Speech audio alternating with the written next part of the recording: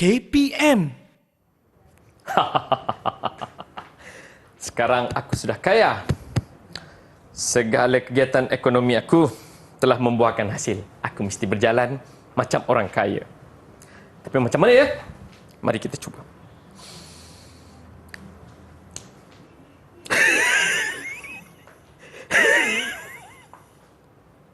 Tak boleh, tak boleh. Ini bukan orang. Kita tukar.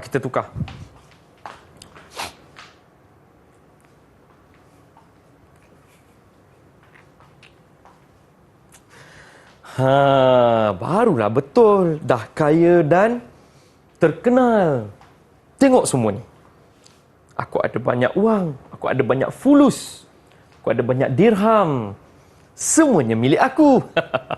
Wah, wang emas, shilling emas, dirham, fulus. Kita kaya. Saya yang kaya. Ini tidak adil. Harta kekayaan itu harus dibahagikan sama rata. Ini kan usaha kita berdua. Betul. Ini usaha kita berdua. Mari kita bahagi-bahagikan. Ya, biar bahagikan. Saya yang kira. Baik. Satu untuk engkau. Satu untuk aku. Baik. Satu untuk engkau. Dua untuk aku. Satu untuk engkau. Tiga untuk aku. Ini tidak adil. Mengapa aku punya sedikit, engkau punya yang banyak?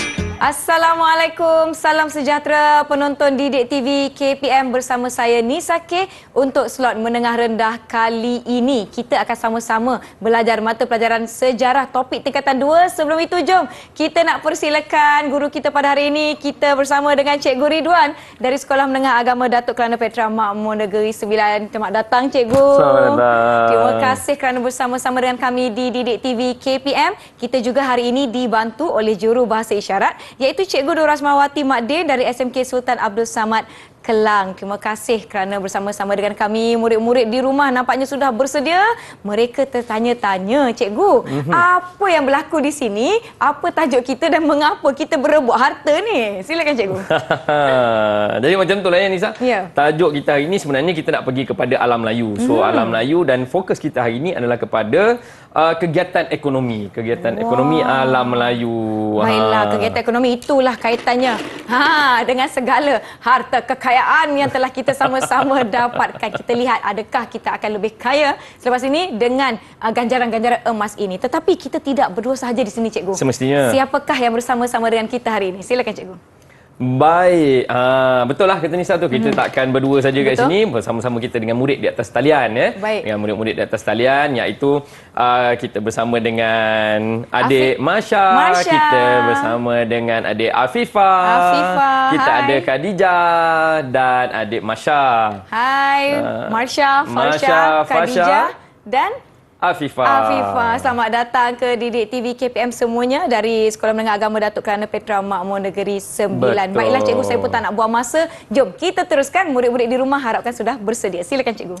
Ya, baik. Jadi untuk hari ini kita akan tengok iaitu berkaitan dengan kegiatan ekonomi alam Melayu. Baik. Sebelum kita mula, suka untuk saya menjelaskan tentang struktur masyarakat dalam alam Melayu. Baik. Dan sebelum sampai dekat situ juga, suka untuk saya ingatkan sekali lagi bahawa alam Melayu merupakan satu kawasan yang merangkumi persamaan daripada segi budaya, bahasa dan geografi. Jangan tertukar, bukan tanah Melayu, tetapi alam Melayu.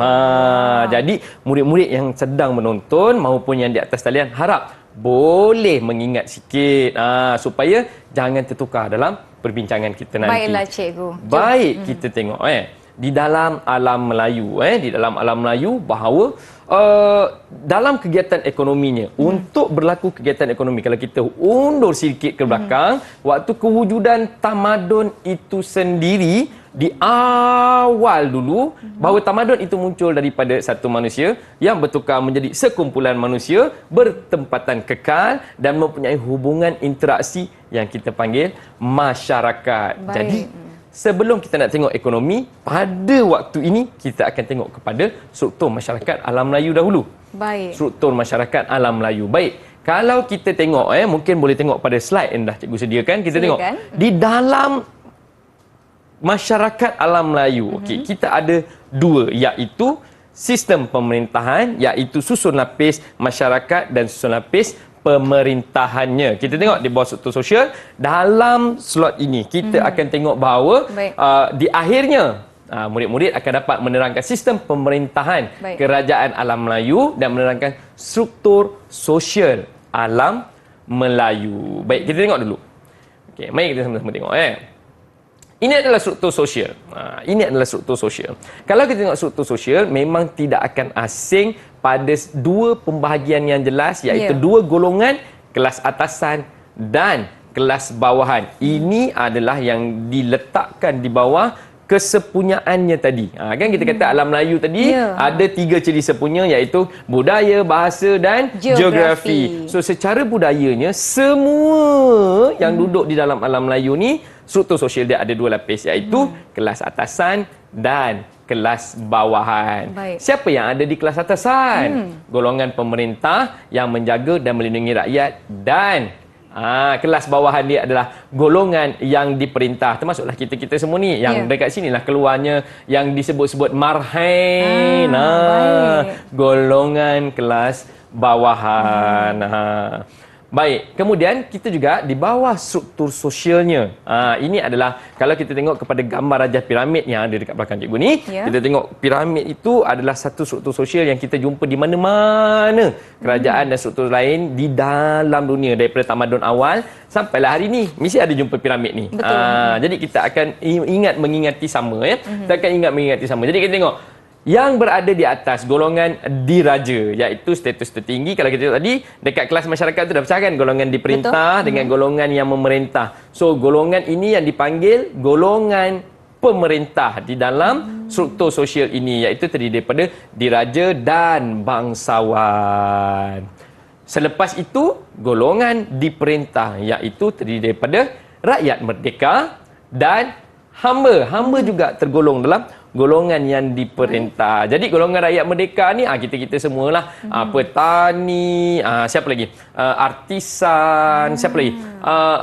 Orang-orang kebanyakan yang hidup berniaga, pedagang dan sebagainya. Ini semua adalah rakyat merdeka, kecuali hamba. Ketika zaman itu, kalau kita sebut istilah yang biasa digunakan, zaman feudal, zaman ni lah pemerintahan raja-raja dulu-dulu ni. Hamba ni adalah yang terikat kepada tuan dia.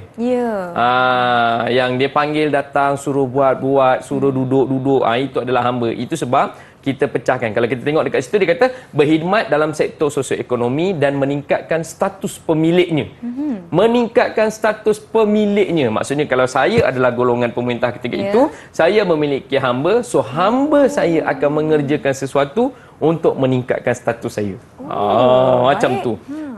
Itu adalah hamba. Berbeza dengan rakyat merdeka. Rakyat merdeka dia hidup sendiri. So dia buat untuk diri dia sendiri. Okey, dia pergi berniaga, dia menguruskan penghidupan dia kan, untuk diri dia sendiri, untuk sesuap nasi dia. Kalau dia nak meningkat lebih, dia buat lebih lah. Baiklah, sekarang kita pun sudah tahu sedikit mengenai tajuk yang sama-sama kita nak belajar pada hari ini. Adakah kita akan teruskan? Boleh? Boleh, silakan cikgu. Boleh. Okey. Di bawah sistem pemerintahan. Jadi kalau kita tengok alam Melayu ni mengamalkan sistem pemerintahan beraja. Yang ini memang tidak dinafikan. Kita tengoklah di mana-mana pun kerajaan alam Melayu yang ada, kita tengoklah yang mana-mana pun kerajaan alam Melayu yang ada, baik Funan, baik Sriwijaya, baik Kedah Tua, maupun kerajaan-kerajaan lain yang wujud dalam alam Melayu, semuanya ada raja. Baik. Tidak ada kerajaan di dalam alam Melayu yang tak ada raja. Dan kalau kita tengok daripada tamadun awal pun mesti ada raja. Tetapi dalam alam Melayu ni dia lain sikit. Kerana raja itu dipanggil apa ya? dia adalah satu utusan suci yang tidak berbelah bagi. Apa yang raja kata itulah. Itu sebab dia kata raja disembah, raja baik. disembah. Sehingga macam itulah dia punya level dalam alam Melayu.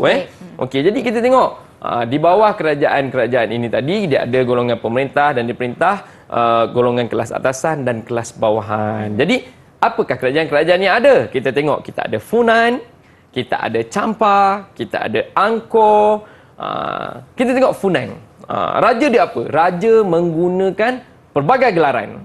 Ada Kurung Nam, Raja Diraja kan, Cakrawati, macam-macam. Ya. Ini adalah bahasa dia yang mana kita akan tengok sekejap lagi nanti apa bahasa yang kerajaan Funan ni gunakan ni. Baik. Kemudian kita ada apa lagi? Kita ada Champa. Okey, Champa menggunakan Raja Diraja juga sebagai pemerintah yang mulia suci, pemerintah pusat dan wilayah. Nampak dia lebih besar sikit berbanding Funan tadi. Kita tengok Angkor. Angkor juga mempunyai raja. Rajanya menggunakan gelaran Dewa Raja. Menggunakan gelaran Dewa Raja dan juga merupakan pemerintah pusat dan wilayah. Kita tengok seterusnya. Kita ada apa lagi? Sriwijaya. Sriwijaya ni sepatutnya dengan kita tak asing. Betul. Dekat Yeah. dengan kita. Raja mempunyai unsur kesaktian. Ini kita tengok nanti ada banyak unsur-unsur yang membawa kesaktian kepada raja-raja ni. Tapi bukan kita belajar ni sebab ini kita nak belajar ekonomi. Okey, raja digelar sebagai raja di gunung dan maharaja di pulau. Maksudnya membawa personifikasi bahawa rajanya menguasai segala-galanya. Kemudian kita ada apa lagi? Selain daripada Sriwijaya, kita ada Majapahit. Majapahit juga agak hampir dengan kita. Rajanya menggunakan gelaran Maharaja. Dia ada Sri Maharaja dan Sri Batara. Dia punya unsur tu agak berlainan. Tapi bila kita sebut tu ada satu rasa Sri Batara. Rasa kan? gah, cikgu. Rasa gahnya tu. Kan? Okey, jadi dibantu oleh Sabta Prabu dan para pembesar. Nampak? Jadi raja tadi tidak berdiri sendiri, mereka ada institusi pemerintahannya. Dan yang ini yang paling hampir dengan kita lah, Kedah Tua. Seterusnya iaitu dibayangi oleh kerajaan besar alam Melayu, terutamanya Sriwijaya. Ni saya kata tadi, dia agak hampir dengan kita. Sriwijaya agak hampir dan strukturnya hampir sama dengan Kedah Tua ni. Dan satu lagi kita pergi kepada juga yang paling hampir dengan kita. Kenapa saya kata paling hampir? Sebab Kedah Tua dan Gangga Negara ini merupakan kerajaan alam Melayu yang berada di tanah Melayu. Diharapkan murid-murid masih ingat lah ya. Dia mesti kena ingat tu. Baiklah, kita telah pergi kepada beberapa kerajaan masa lalu yang kita nak ulang kaji sedikit. Betul. Saya percaya. Dan sebelum kita pergi ke topik selepas ini, Cikgu ada tak soalan yang nak ditanyakan kepada murid-murid? Mesti. Nak uji tak? Macam biasa Nisa, kita dah bagi tahu panjang lebar. Kita nak tengok dia dapat tak apa maklumat yang paling penting dalam hari ini. Baik, saya nak tanya, siapa boleh jelaskan pada saya apakah golongan pemerintah? Siapa boleh jelaskan pada saya? Angkat tangan. Kita lihat siapa yang nak cuba. Afifah, Ya, Afifah. silakan. Afifah. Golongan pemerintah ni dia ada golongan diraja. Golongan diraja ni adalah status tertinggi dan terdiri daripada raja dan kerabat diraja. Contoh macam permaisuri, putera-puteri, adik-beradik, ibu bapa dan ahli keluarga. Bagaimana cikgu dengan jawapan Afifah? Menumpukan perhatian. Ya. Jawapannya A di situ. Baik. Jadi adakah kita akan beri ganjaran emas untuk Kita Afifah? bagi dia fulus yang kecil dulu. Fulus yang kecil, kita boleh, bagi cikgu. fulus yang kecil yang Yang sana tu kecil, dia baik. fulus yang Kita kecil? bagi dia dua. Dua ya Kita untuk bagi dia dua. Afifah. Baiklah. Afifah dapat dua. Nampaknya setakat ini murid-murid kita memberikan perhatian yang penuh. Kita akan berehat seketika, murid-murid di rumah. Jangan ke mana-mana, kembali selepas ini di Didik TV KPM. Wang emas. Untuk saya, untuk saya.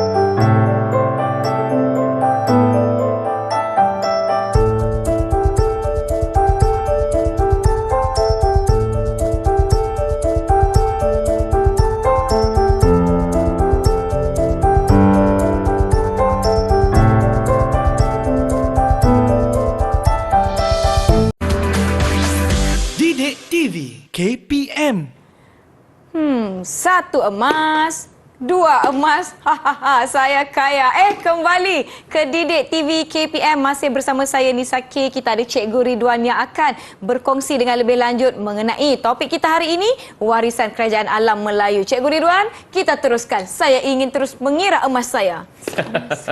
Silakan Cikgu. Mari kita teruskan. Baik, jadi tadi kita dah recap, kita dah tengok dekat belakang, kita dah tengok apa yang berlaku, kita dah tengok struktur masyarakat yang terdiri daripada golongan atasan, golongan bawahan, golongan memerintah dan golongan diperintah. Sekarang kita akan tengok apakah bentuk kegiatan-kegiatan ekonomi yang ada di dalam alam Melayu. Baik. Dan apakah kerajaan-kerajaan yang memonopoli kegiatan ekonomi tertentu. Mari kita tengok.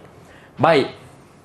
Dalam alam Melayu ada 4 kategori utama kegiatan ekonominya, iaitu yang pertama semestinya pertanian. Tak akan ada lain lagi. Sebut saja dalam Melayu, mesti ada pertanian.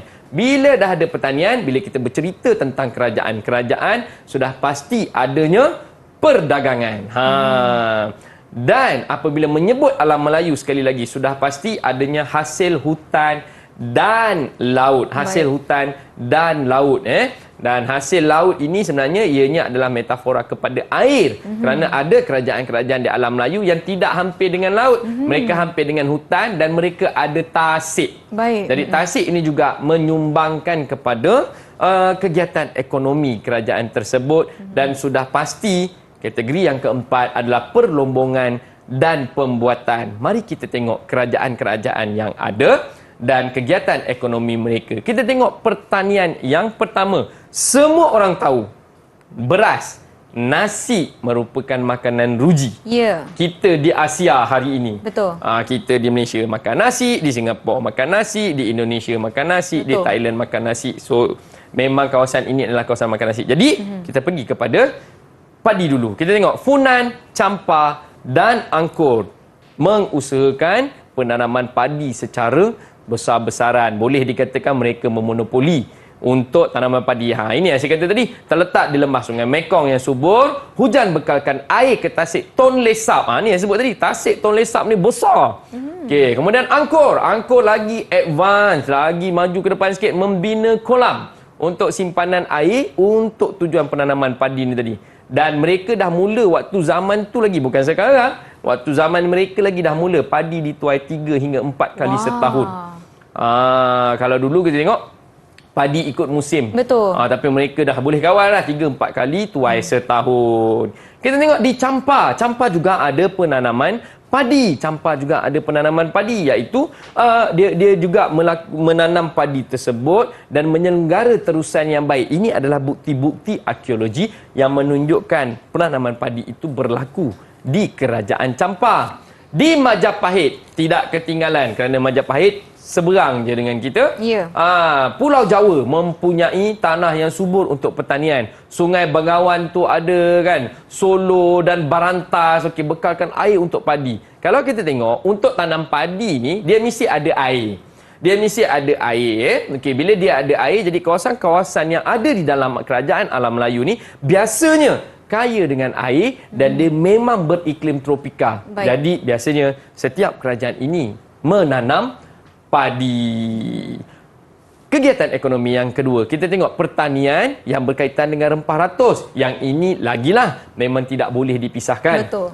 Dengan alam Melayu ni, dengan rempah ratusnya. Kalau kita tengok yang paling asas, murid-murid dekat rumah pernah dengar kunyit? Mestilah cikgu. Kunyit paling simple. Ini tergolong dalam rempah ratus juga. Yang agak popular sejak akhir ni, bunga cengkeh. Bunga cengkeh. Bunga cengkeh.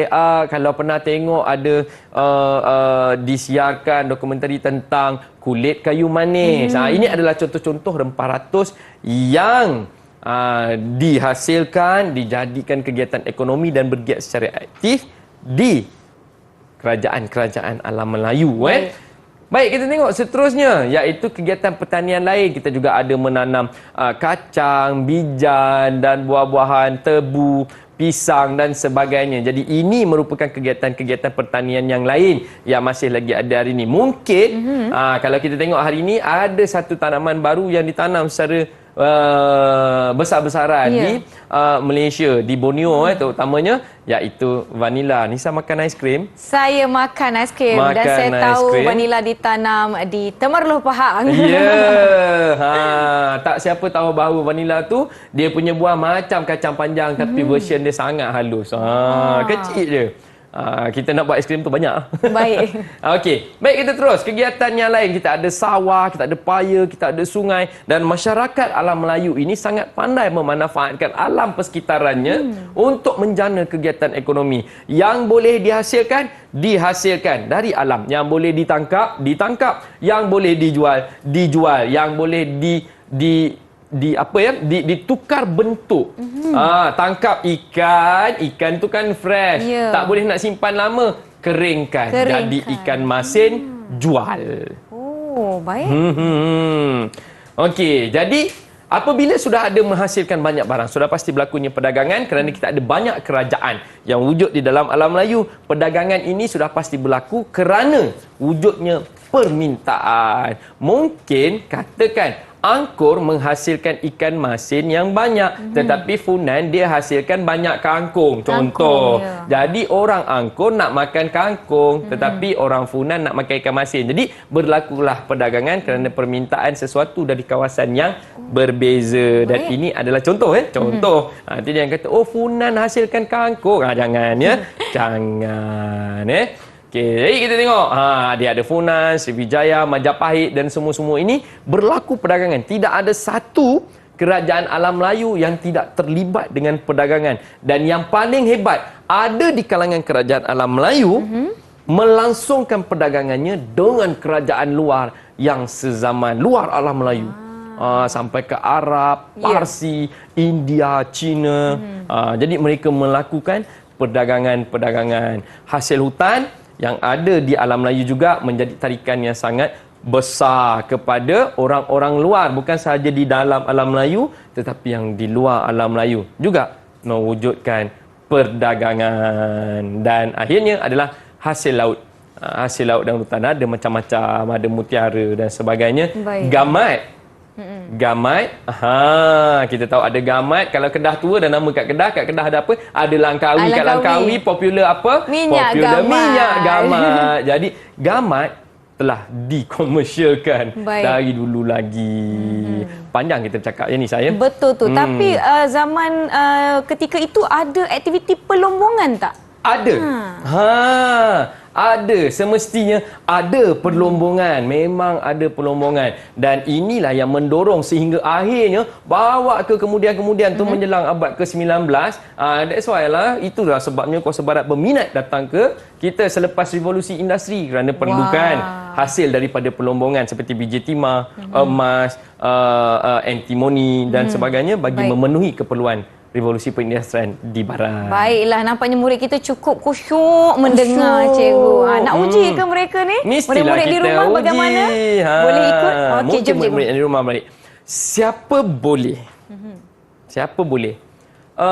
Terangkan pada saya tentang kegiatan yang baru je kita sebut. Perlombongan. Siapa boleh jelaskan tentang kegiatan perlombongan? Ya, Masya. Silakan. Untuk penghatuan sungai, perlombongan merupakan kegiatan melombong emas, perak dan biji besi. Pada awalnya, masyarakat kerajaan alam Melayu melakukan dengan cara mendulang secara kecil-kecilan. Sebagai contoh di kawasan Campak, emas dilombong di kawasan penggunungan Kueh. Baik, bagaimana cikgu? Baik, dia bagi maklumat yang kita tak sebut. Maksudnya, dia ada pembacaan awal.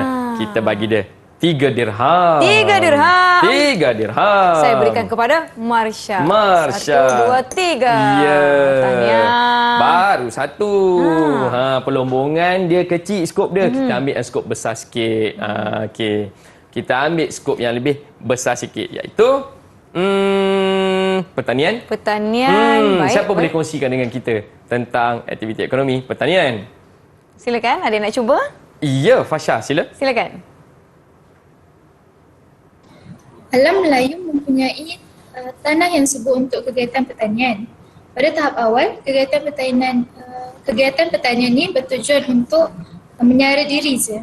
Tapi bila ada lebihan hasil pertanian, Lebihan tersebut akan dipasarkan atau dibekalkan untuk penuhi keperluan penduduk yang tak terlibat dalam kegiatan pertanian. Sebahagian besar kawasan alam Melayu ditanam dengan baju.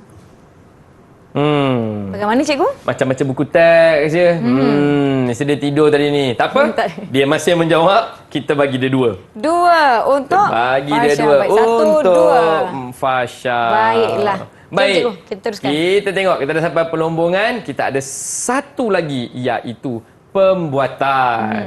Tadi saya ada sebut tentang pembuatan yang mana kita menghasilkan. Tu. Nampak tak yang ada kat tengah tu? Tu antaranya tembika. Nampak? Kita ada tembika yang tu model lah kecil je. Tapi yang dalam kerajaan alam Melayu macam-macam. Dan akhirnya sebenarnya pembuatan ini tadi terhasillah artifak yang besar-besar. Jadi kalau kita tengok di bawah pembuatan ini tadi, mereka menghasilkan berbagai-bagai kita nak panggil apa ya? Kita panggil sebagai barang perhiasan. Kalau kita tengok ada pasu yang besar-besar dengan ukiran yang berbeza-beza.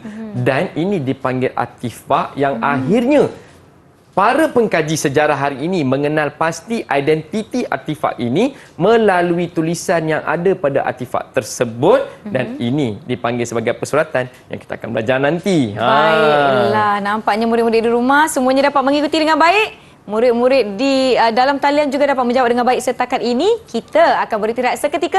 Jangan ke mana-mana, kita akan beri lebih lagi shilling emas lepas ini di Didik TV KPM. Tapi ini saya punya.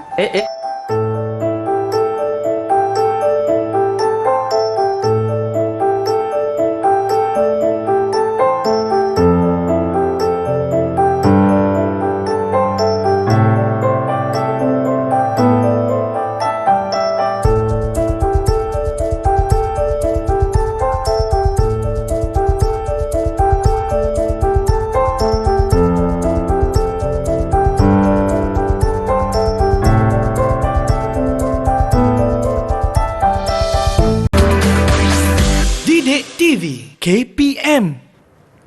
Terima kasih kerana masih menonton Didik TV KPM. Kita akan teruskan sesi pembelajaran kita dengan Cikgu Ridwan dan kita akan ada aktiviti yang akan dilakukan bersama-sama. Jadi murid-murid di rumah diharapkan sudah bersedia. Silakan Cikgu. Baik.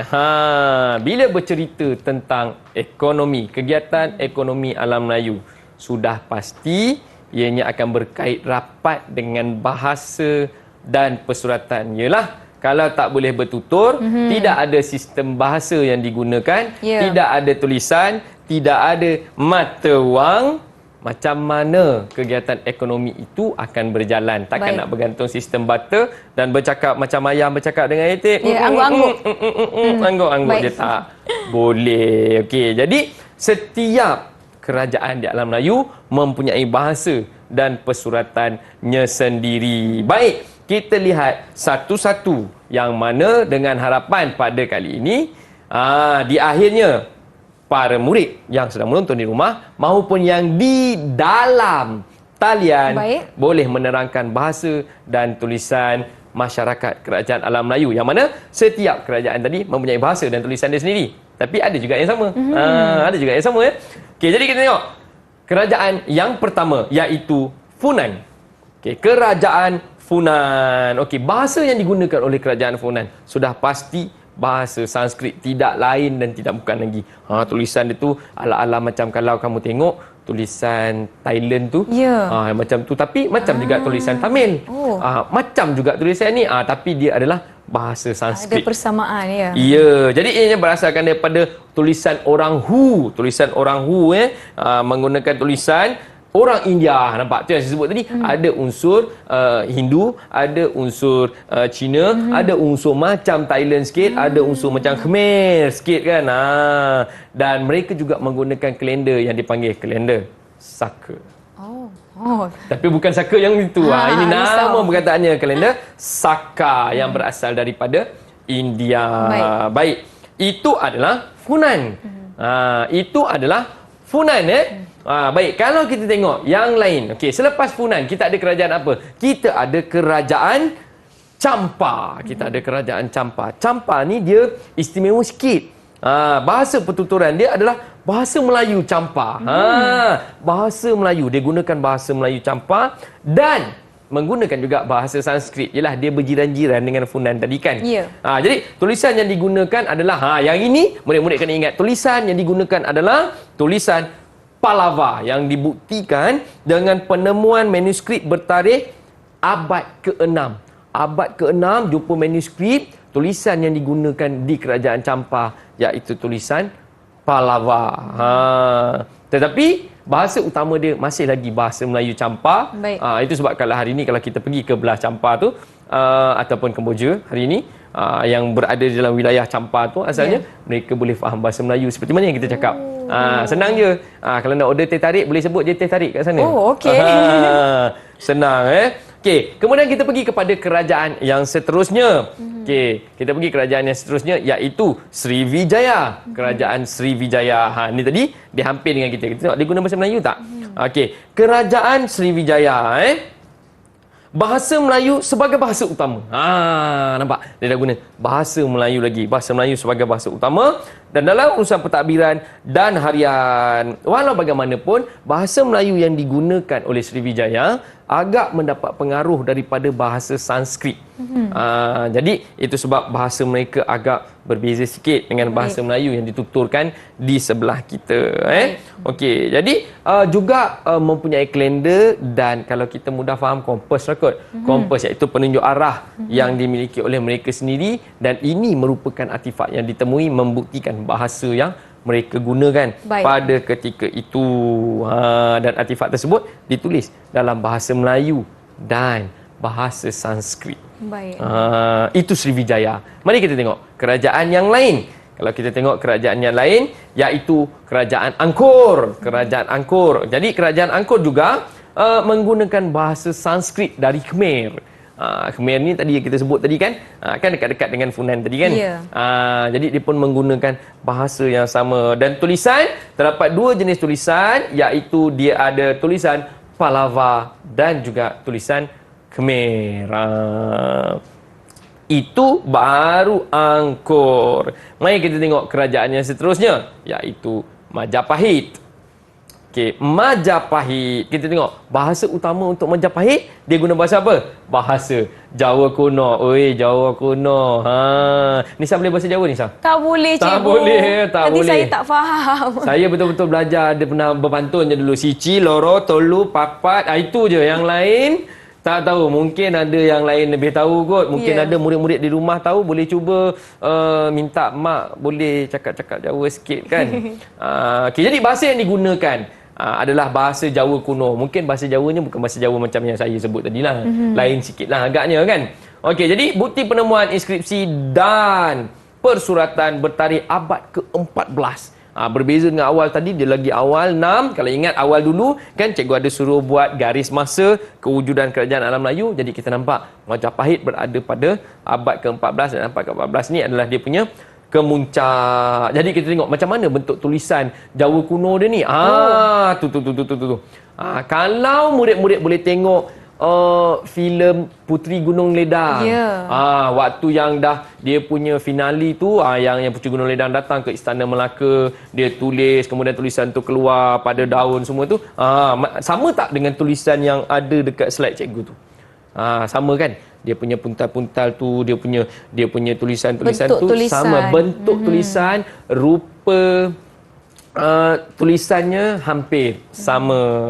Mungkin itulah yang digunakan. Okey, kerajaan seterusnya Nisa. Ya, silakan cikgu. Semakin hampir dengan kita iaitu Kedah Tua. Nama pun Kedah kan. Familiar kan? Selalu dengar kan Kedah tu kan? Okey, Kedah Tua. Tapi dekat Kedah Tua dia tak guna bahasa Melayu. Dia guna bahasa Sanskrit. Bahasa Sanskrit penuh, tulen. Digunakan bahasa Sanskrit. Tapi tulisannya masih lagi tulisan Pallava. Tulisan Pallava iaitu bukti penemuan batu bersurat di Sungai Mas dan Ceruk Tok Kun yang bertarikh abad ke-5. Ni lagi awal ni Nisa. Lagi awal. Baik. Cikgu dah terangkan kerajaan, bahasa dan tulisannya. Mari kita tengok. Bagi perhatian ke tak? Kita teruskan kepada kita punya terkesilang kata Aktiviti. dekat sana. Baik, saya akan bantu cikgu ya. Boleh. Mari kita tengok. Okey, mari kita tengok. Secara Soalan pantasnya, yang cikgu. pertama. Okey, soalan yang pertama. Nisa, bacakan soalan yang pertama. Yang pertama, menggunakan bahasa Sanskrit dan Khmer. Ada tak murid yang boleh jawab? Kerajaan apa? Siapa yang guna bahasa Sanskrit dan Khmer? Siapa yang angkat tangan? Dijah. Silakan Dija. Kerajaan Angkor. Kerajaan Angkor. Nombor Betul, satu. cikgu. Kita tengok. Betul tak? Satu. N G K O R. Betul tu. Kita bagi dia 2 fulus besar. Mana Baik. satu dijah, mana satu dijah? Yang di tengah-tengah, yang ya. ketiga. Silakan. Ya. Okey, Soalan tahniah, kedua Dijah. Nisa. Teruskan soalan Yang kedua. kedua, menggunakan bahasa Jawa kuno. Bahasa Jawa kuno. Kerajaan apa tu? Kerajaan apa? Bahasa Jawa kuno. Huruf M dah diberi. Ada nak cuba? Silakan. Tu dah angkat tangan tu. Siapa yang angkat tangan tu? Silakan. Teruskan Fasha. Jawapan dia kerajaan Majapahit. Majapahit. Kita cuba. M-A-J-A-P-H-I-T. J-A-P-A-I-T. Penuh Betul? kotak. Tahniah Masya. Majapahit. Kita bagi dia lagi 2. Mana satu? Fasha. Yang kedua, cikgu. Yang kedua. Ya. Baik. Soalan seterusnya Nisa. Soalan seterusnya. Yang ketiga, dibuktikan dengan penemuan inskripsi yang ditulis oleh Raja Sabnuvarman. Sabu Varman. Siapa ni? Kerajaan mana ni? Bahasa dia dibuktikan dengan penemuan. Ya. Teruskan Afifah. Kerajaan Champa. Kerajaan Champa. Kita lihat. Champa. Betul. Kita bagi 2 dekat Afifah. Yang pertama, mana cikgu. satu? Ya. Yang pertama. Betul. Ui, mereka dah banyak fulus ni. Ya, betul. Soalan seterusnya Nisa. Yang keempat, bahasa Sanskrit merupakan bahasa utama dan dibuktikan dengan penemuan batu bersurat. Bahasa utama dia Sanskrit. Ya. Kerajaan mana ni? Kerajaan mana? Ada Kerajaan 5 mana? huruf. Ada 5 Silakan, huruf. siapa nak cuba? Ada. Ke saya nak cuba? Boleh cikgu? Mungkin boleh cuba. Saya cuba, saya rasa jawapannya Funan. Funan. Betul, Cuba cikgu? isi. Tengok Cuba betul isi. tak Funan? F-U-N-A-N. Betul. Nampaknya saya kena bagi kat Nisa ni. Ya. Kita Yang letak kat lebih sini. banyak. Terima kasih, cikgu. Okey, soalan kelima. Kelima, penemuan batu bersurat membuktikan ia dipengaruhi oleh bahasa Sanskrit. Salah satu tempatnya di Telaga Batu. Di mana Telaga Batu? Kat mana Telaga Batu ni? Nama tempat ni? Ada murid yang ingat dan nak cuba menjawab? Nombor 5. Silakan. Telaga Batu. Ya, Fasha. Kerajaan Srivijaya. Kerajaan? Srivijaya. Srivijaya. Cuba kita try. Tiga. Srivijaya.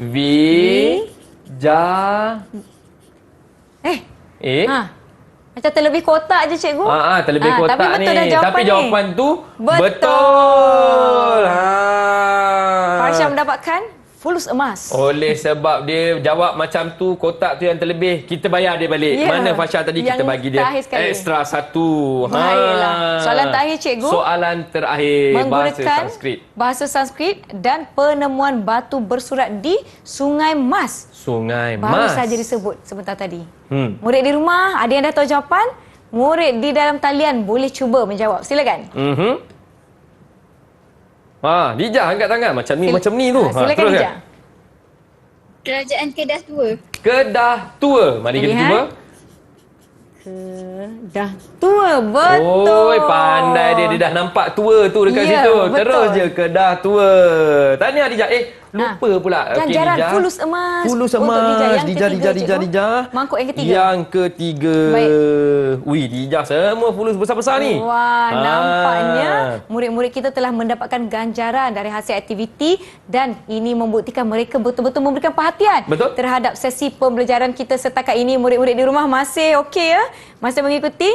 Jom kita nak teruskan, cikgu, dengan topik Kita seterusnya. teruskan. Silakan. Baik. Kalau tadi murid-murid dah nampak setiap kerajaan ada bahasa dan tulisan dan ada sedikit perbezaan dengan persuratan. Betul. Bahasa yang inilah yang saya cakap ni, ini adalah bahasa. bahasa. Dan bahasa yang diterjemahkan dalam bentuk simbol yang itu kita panggil tulisan. Jadi saya cakap bahasa Malaysia, saya tulis bahasa Malaysia. Saya cakap bahasa Melayu, saya tulis bahasa Melayu. Saya cakap Jawa, saya tulis Jawa.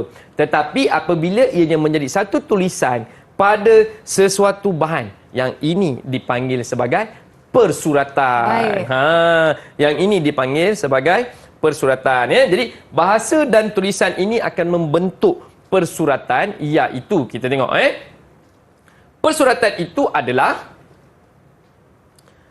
sebelum sistem tulisan dalam Melayu terkenal dengan tradisi lisan. Semua benda kita main pesan-pesan, berpesan-pesan. Kemudian tradisi lisan berdasarkan kepada alam sekeliling. Tema utama tradisi lisan ini bertemakan asal-usul, binatang, nasihat, seloka, teladan dan sebagainya. Kemudian apabila lahir sistem tulisan, persuratan berkembang dalam masyarakat. Persuratan bukti intelektual masyarakat alam Melayu dan bukti kegiatan persuratan awal kerajaan Melayu ditemukan dengan berbagai-bagai batu bersurat. Kalau kita dekat Malaysia ni, kat mana batu bersurat paling popular ni, Sang? Saya tahu, di Terengganu. Di Terengganu batu bersurat tu, kalau ada yang tak tahu, kena cek kerakyatan dia.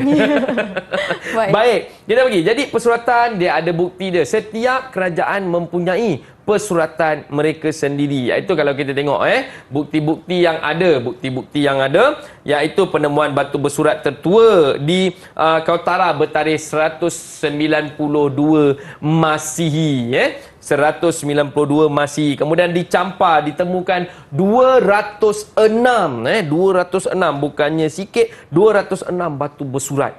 Kemudian dia ada apa lagi? Penemuan manuskrip bukti persuratan Champa. Itu yang ada di Champa. Kalau kita tengok karya-karya sastra yang masyhur seperti Akayat Indra Patra. Kalau kita sebut bahasa kita ini, Hikayat Indra Petra. Kan? Baik. Kemudian kita ada lagi penemuan beberapa batu bersurat seperti Karang Berahi dan Palas. Yang Paras Pasemah bertarikh abad ke-7 iaitu 686 Masihi, dan penemuan batu bersurat terawal di alam Melayu bertarikh abad ke-2. Nampak? Paling awal abad ke-2. Jadi itu adalah bukti-bukti batu bersurat. Persuratan tadi bukan batu bersurat tu je. Kalau dia jumpa satu manuskrip. Manuskrip ni macam buku lah, buku yang ditulis tentang sesuatu, cerita, kisah, nasihat, teladan, ini akan termaktub di dalam persuratan. Baiklah, maka murid-murid di rumah, kita akan berhenti rehat seketika. Mungkin ada yang nak menarik nafas terlebih dahulu. Jangan ke mana-mana, kembali lepas ini di Didik TV KPM.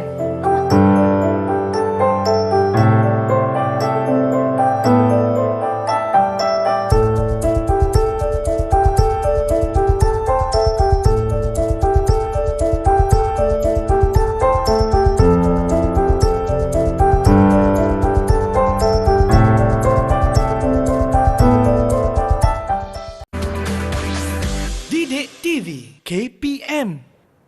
Masih menonton Didik TV KPM bersama saya Nisa dan Cikgu Ridwan. Kita tak nak buang masa, murid-murid di rumah. Ayuh bersedia? Kita teruskan. Silakan Cikgu. Baik, terima kasih Nisa. Baik, kita akan pergi kepada satu chapter lagi, iaitu jangan tertinggal benda ni.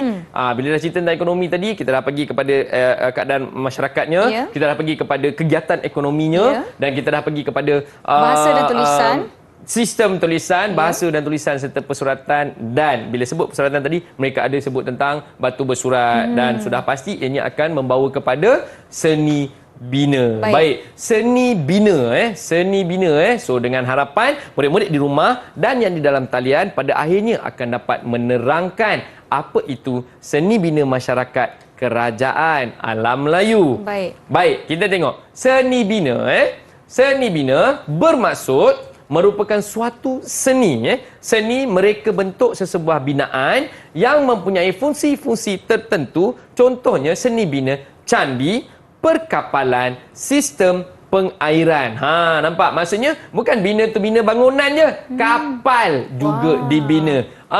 Pengairan. Pengairan tu yang jadi sendiri tu kita panggil sungai. Tapi bila kita panggil sistem pengairan, ianya adalah dibina. Jadi untuk hari ini kita akan cuba konsep flip classroom, iaitu kita dah minta pelajar membuat rujukan awal sebelum masuk ke kelas hari ini.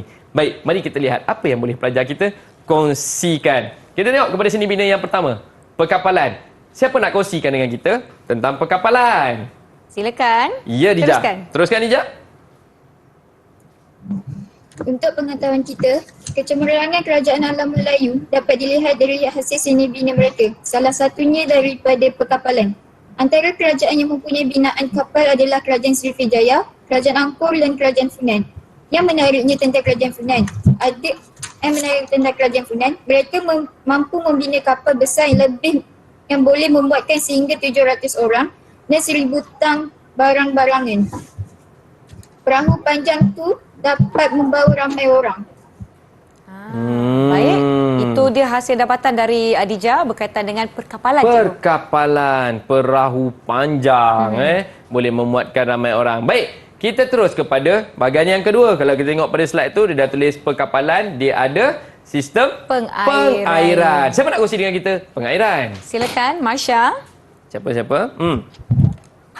Seperti yang Khadijah cakap, hasil seni merupakan satu kecemerlangan di kerajaan alam Melayu. Tetapi ia bukan hanya pada perkapalan, tapi pada sistem pengairan juga.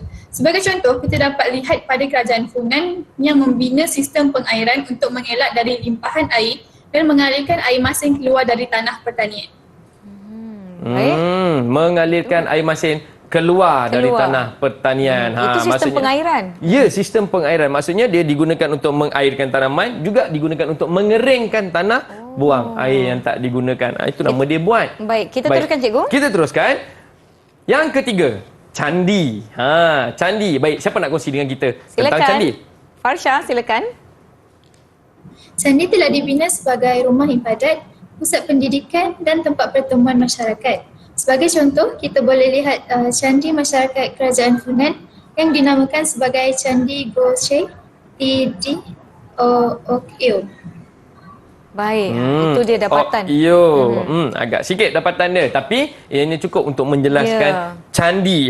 Yang mana kita tahu candi itu adalah satu binaan yang digunakan untuk aktiviti keagamaan dan sebagainya. Baik, so kita dah pergi perkapalan, kita dah pengairan, kita dah ada candi, dan takkan ini sahaja. Sudah pasti ada binaan-binaan yang lain. Baik, siapa nak kongsi dengan kita? Ada yang nak kongsikan? Afifah? Ya, silakan. Binaan-binaan lain seperti di Kerajaan Majapahit seperti pintu gerbang, iaitu antaranya ialah Gapura Ringin Lawang, pintu laluan raja, dan Gapura Bajang Ratu, pintu masuk ke dalam sebuah bangunan suci di Jawa Timur. Baiklah, terima kasih di atas perkongsiannya. Wah, khusyuk saya mendengar perkongsian dan dapatan murid-murid kita. Tapi sebenarnya cikgu, kita dah tiba di penghujung kelas kita. Mungkin cikgu boleh berikan rumusan terhadap apa yang telah kita sama-sama pelajari pada hari ini. Silakan cikgu. Betul. Baik, kalau kita tengok, kita sedang belajar hari ini, kita telah belajar hari ini tentang kegiatan ekonomi masyarakat alam Melayu. Perlu diingat, apabila kita bercerita tentang ekonomi, ianya akan berkait rapat dengan sosial alam Melayu itu sendiri. Dan bukan alam Melayu mana-mana. Sebut je ekonomi, ini akan berkait rapat dengan sosial. Kerana ekonomi akan memacu kepada semua perkara-perkara yang lain. Seperti bahasanya, budayanya, dan apa yang dihasilkan oleh kelompok masyarakat di dalam kerajaan tersebut. Kerana kegiatan ekonomilah terciptanya laluan air, tali air. Kerana ekonomilah mereka membina kapal. Betul. Kerana ekonomilah mereka mula membina, macam yang Afifah cakap tadi, pintu gerbang. Kerana ekonomilah mereka menggunakan bahasa dan tulisan supaya memudahkan perhubungan di antara satu kerajaan dan kerajaan yang lain. Jadi hari ini kita dah jelas bahawa setiap kerajaan di alam Melayu mempunyai semua ciri tersebut yang terhasil kesan daripada kegiatan ekonomi yang dijalankan. Baiklah, terima kasih Cikgu Ridwan. Bagaimana pula dengan penilaian keseluruhan murid-murid kita? Lihatlah wang-wang emas mereka. Kita tengok. Wah, banyak sungguh siapa cikgu. Yang paling banyak kat situ? Nampak macam Dija je yang paling banyak ni. Dija punya besar-besar dan bagaimana, cikgu? banyak. Silakan pentadbiran keseluruhan untuk murid-murid. Jadi secara keseluruhan kita tengok sebenarnya murid-murid kita telah berjaya menampilkan mereka, mempamerkan kesungguhan dalam belajar yang sangat baik. Walau bagaimanapun kita lihat Khadijah berjaya memonopoli tentang maklumat-maklumat major. Maklumat-maklumat yang besar tu berjaya dikuasai oleh Khadijah, dan maklumat-maklumat yang kecil kita lihat dikuasai sama banyak oleh mereka semua, Afifah, Masya dan Fasha. Baiklah, bagaimana pula dengan murid-murid ingin mendapatkan lebih latihan pengukuhan tentang topik kita hari ini, Cikgu? Oh, itu senang saja. Ya. Jadi murid-murid di rumah kalau mau mendapatkan maklumat yang ada hari ini, bolehlah merujuk kepada laman web Sumberku. Ya. Jadi di sana itu bolehlah akses kepada slide yang telah cikgu gunakan tadi. Ini dari alam Melayu yang mana satu ni, Alam Cikgu? Melayu yang di mana pun tidak aku tahu. Baiklah, murid-murid boleh ke pautan yang tertera di kaca televisyen anda. Dengan ini saya ingin ucapkan terima kasih kepada Cikgu Ridwan dari Sekolah Menengah Agama Datuk Kelana Petra Makmur Negeri 9. Terima kasih murid-murid dari sekolah yang sama, dan terima kasih kepada jurubahasa isyarat kita pada hari ini, Cikgu Nur Rasmawati dari SMK Sultan Abdul Samad Kelang. Semoga kita jumpa lagi di Didik TV KPM. Terima kasih. Jumpa lagi. Ini wak emas saya punya. Kau ambil.